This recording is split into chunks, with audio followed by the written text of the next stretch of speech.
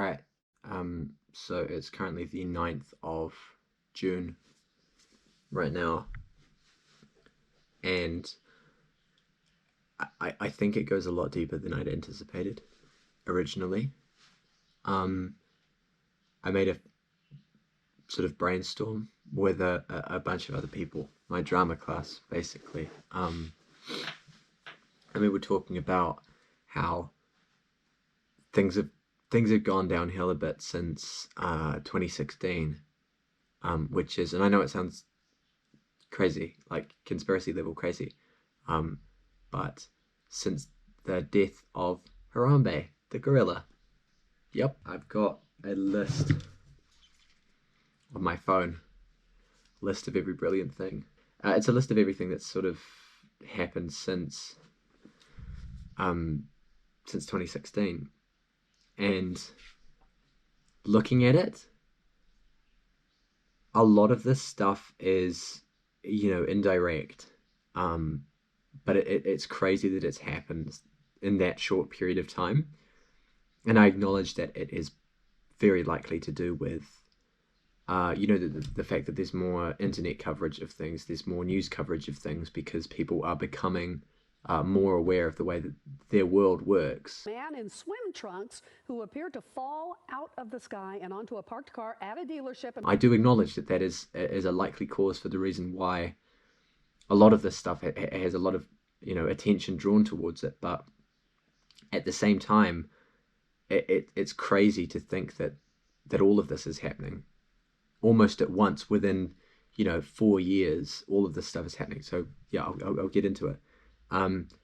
Right off the bat, not in any particular chronological order, but the big things are, we had the Amazon rainforest and Australia this year literally burning, like wildfires, burning properly. It's a big deal. I know that the Amazon has had a couple fires before, but that was a big deal, along with Notre Dame. But I guess Notre Dame's not as big a deal. It's a historical monument, yeah, and we're gonna have to try and figure out a new way to get hunchbacks. But apart from that, obviously, the elephant in the room is Donald Trump. His presidency is kind of a big deal.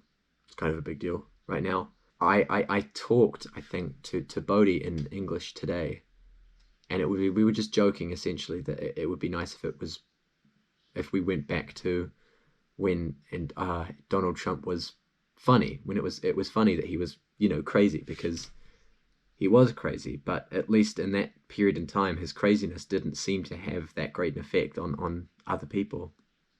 Probably did, but not to the level where, like, he is literally in control of one of the most powerful nations in the world.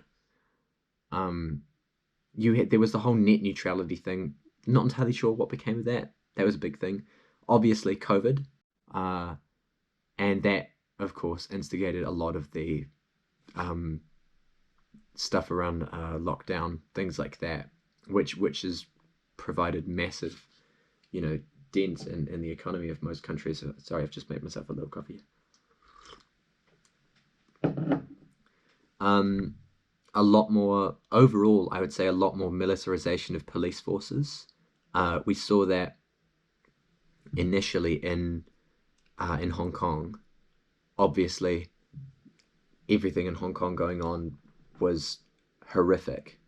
A lot of it was really disturbing to think about it. And then, of course, now we've got all this stuff in America going on, which is the same process. It's like you've not learned. And not only have you not learned, this is not a new thing.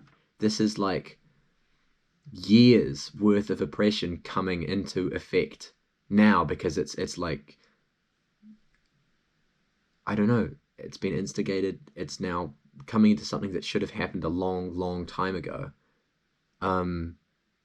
Obviously, yeah, rioting in America. Obviously, celebrity deaths. We had a lot of celebrity deaths in 2016, which is, David Bowie, Alan Rickman, Chester Bennington, just seemed like it was filled with deaths. Area 51, that raid. Don't yeah, I don't really count that as particularly bad. I think one of the other things that was a large part of this almost disturbing new idea that the government isn't necessarily out for the good of the people was the Jeffrey Epstein ring, the exposure of a bunch of, off the back of, I think off the back of the Me Too movement, is this sudden realization that all of these people, again, like the police forces, all of these people that we trusted to, in this case, entertain us, to guide us, lead us, everything, have been revealed to be fucking pedophiles and profiting off of the back of a system that is horrifically unethical. And then obviously, once that system became, it looked as though it was about to be exposed, Jeffrey Epstein killed himself, which, doesn't look entirely likely. Just looks a bit suspicious, is all. Lots of swarms of locusts, apparently, according to Ian, which I've heard about. And obviously murder hornets as well, which I don't think much actually became of that. But, yeah. And then more locally in New Zealand, we had the Christchurch shooting, which is something that I think deeply shocked a lot of people who assumed that New Zealand was a safe place. That we couldn't, we've done so many things right that nothing could go wrong, which is, it is disturbing to have your country be the location for just an atrocious act like that was. I don't know. There's a lot of isolation from other countries, particularly America, and you see it in us saying, like, we have police officers, obviously, but they're not racist. They don't act on prejudice or anything. New Zealand society is not perfect, but it's much, much better than other places. And I honestly, I think that the reason why people think that is because we don't have access to the things that other countries do in terms of to use an example, weaponry. We don't have access to weaponry. And I think that without that access, without that, without being provided with all of these tools, we can't act on it as much. And so instead it's become sort of this insidious, like, it becomes ingrained into the system. There's all sorts of statistics about, the percentage of Māori and Pacifica people in New Zealand prisons.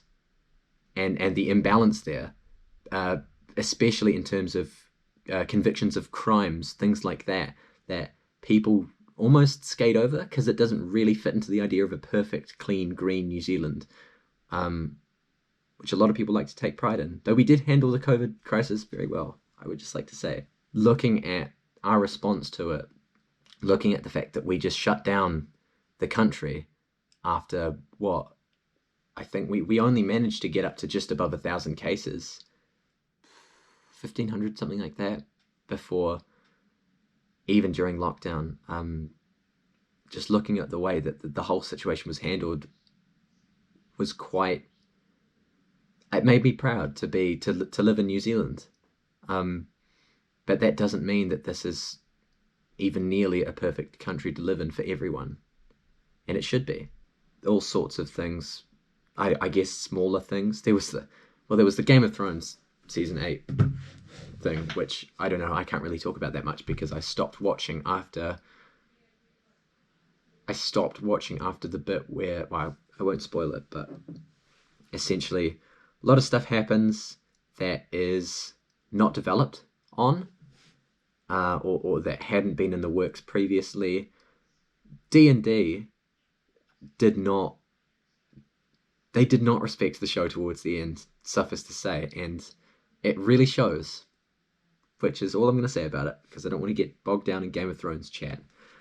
Obviously, you have the Fyre Festival, which was actually really interesting to see the way that the elite, the rich, react when put in situations of pressure, or how they got that far. I can't remember the name. It was like Billy McDonald or something. I don't know. Fucking not sure what his name was, but I don't understand how they got that far without planning stuff, without organizing it. It's like ridiculous to me that people bought into that. Like I saw a documentary on Vice, gosh, like a while ago, which was sort of comedic. It was like this guy making a fake restaurant, and posting reviews about it and building hype around it. And then before long, he had, this whole reputation built up around this restaurant that it didn't exist. It was fictional. It was nothing. It didn't actually exist. And then afterwards, I think he made it in like the back. I think he called it the shed at Dulwich or something, or probably not Dunwich, but yeah, he made it, and people came and they ate just like tinned food, and everyone was like, "This is revolutionary. This is crazy." I've always wanted to go into a workplace, like an office or something, dressed in a suit, and go like, just do stuff, just work, just pick up pieces of paper, move them around the office, give people staplers, things like that, just, regular things. And, after a certain period of time, where's my sunglasses? No, they're gone. After a certain period of time, I would go up to the boss and go like, "Yo, my payment for last month's work hasn't arrived yet. Is that coming?" And he'll go like, "No." I don't know what he'll say, but it would be interesting to see how it works. If it wasn't illegal, I'd like to do it. I'd like to test it out. Yogscast stuff, which I guess a lot of people aren't interested, but that was a really big deal for me. Seeing Terps and Shin, who are two people, particularly Shin was a real gut punch. People that I've grown up with watching, enjoying their content,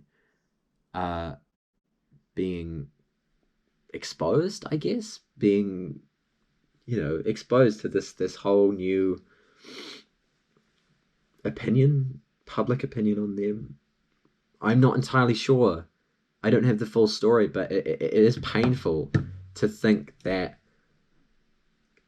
people that, even if you didn't have a relationship with them, they were a part of your life. Like a really big part of my life was watching Yogscast videos, and it's just kind of shocking, to think about it like that. Calf, not so much. I really did not like Calf. I always thought there was something going on. And now it turns out he was a massive creep. Just a real pervert, essentially. Yeah. Obviously, the big thing on all of our minds is Ian drinking like a gallon of Raro and then throwing up behind a tree at drama camp. I know that's a big thing a lot of people are talking about on social media these days. I'm going to give him the benefit of the doubt and say it was probably a very dark time in his life. Yep. What else is there? PewDiePie got cancelled. I don't know, I never really watched PewDiePie. Logan Paul should have been cancelled a long time ago, and he didn't. Yeah. So, essentially all of this stuff, and as crazy as it might seem, all of this stuff is the dark version of things that should have happened previously. A lot of it may in the future lead towards social change, particularly the rioting, and just general awareness of the way that everyone lives their life is a good thing. This social upheaval needs to happen, otherwise we'd be living in a society that is consistently oppressing, minorities. Not good. Not good. Oh. And as a result of all of this stuff stemming from if you're to suspend your sense of disbelief for just 1 second, just 1 minute, yeah, if all of this stuff comes from Harambe's death, crazy, yeah, then we are living in an alternate universe, right? From the main time stream, we've got the main time stream, we're living in an offshoot of that. And because of that, the time stream itself is weakened, so that minor indecisions can create vast outcomes. And that is what I think happened on Saturday night. Something was supposed to happen that didn't, and created another offshoot, a second offshoot, or one of a number of infinite offshoots from the universe. But because of the just already instability of it, we are now living in an unstable reality that will eventually crumble.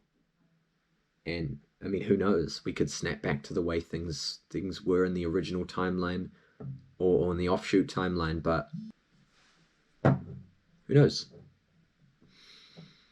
Who knows?